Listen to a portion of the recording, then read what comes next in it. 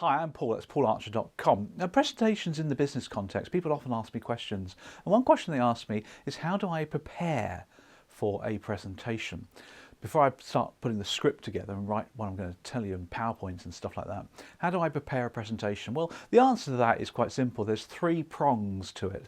It's a bit like a stool, isn't it? If you can imagine a stool with three legs, these three legs need to be the same height and the same size. Otherwise, the stool is going to fall over and you're going to fall onto your tummy, aren't you? Onto the floor.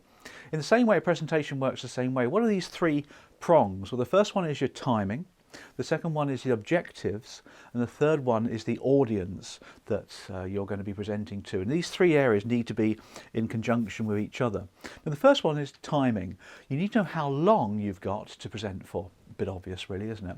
10 minutes is very much different to an hour, and you need to know how much content therefore needs to go into that time. Number two is the objectives that you want to achieve with the presentation. Now, these can be vocalised in various ways, but you need to know exactly what it is you want to achieve.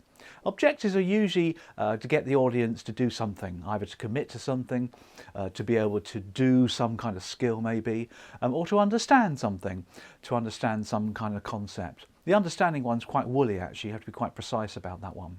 So that's the objectives. And the third and final part of the preparation is to know who your audience is. This is really important. Who are they? And what do they really need to know to understand or to achieve the objective that you've set them out? Is it a large audience? Is it a small audience? Are they experienced in the topic area? Are they inexperienced? Are they cynical? Are they open? Are they male, female, ages, Generation Y, Gen Z, Gen X, or whatever it is? You need to know a lot more about the audience than typically we ever really find out.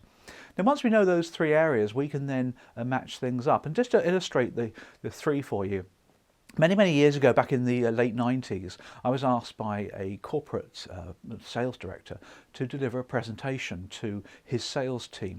So I asked them the three questions. I said, first of all, Peter, I said, how long have I got? What's my timekeeping? He said, 45 minutes. I said, fine, that's okay, work with that. I said, who am I talking to, Peter? He said, well, it's my sales team, consisting of about 100 experienced and new salespeople in the financial services industry. I thought, that's okay, that's fine, 45 minutes, big room, 100 people or so. What objectives do you want me to achieve, Peter, in that time period? Okay, Paul, what I want you to do is I want you to teach them how to sell fees to customers as opposed to accepting commissions. And I'd like you to walk through the various processes and steps and structure, plus all the skills involved in doing this area of need. And I said to Peter, Peter, that's fine. I said, but I can't do that in 45 minutes. It's not going to happen, pushback kind of thing. And we agreed, of course, that that objective was far too much than 45-minute keynote could have achieved. And in the end, we brought it right down to a much more refined objective. And later on that year, we did some workshops for a whole day where we actually attempted to achieve that objective that he laid down. So make sure the three items of the stool are in balance. Otherwise, your presentation will bomb, I'm afraid.